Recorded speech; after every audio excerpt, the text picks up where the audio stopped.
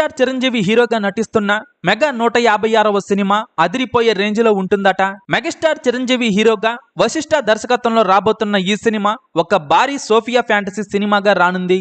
ఇటీవల గ్రాండ్ గా లాంచ్ అయిన ఈ సినిమా మెగాస్టార్ కెరీర్ లోనే భారీగా ఈ సినిమా ఉండబోతోందట.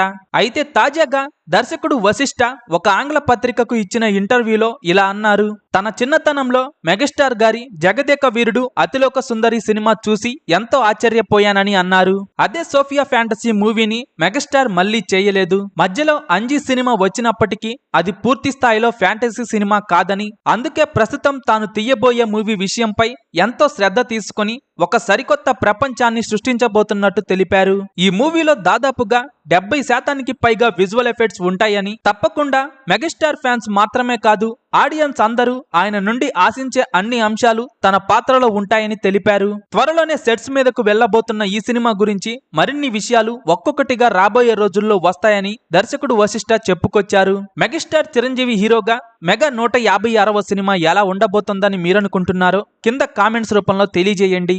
వీడియో మీకు నచ్చితే లైక్ చేయండి, అందరికీ షేర్ చేయండి, కానీ సబ్స్క్రైబ్ చేయడం మాత్రం మర్చిపోకండి.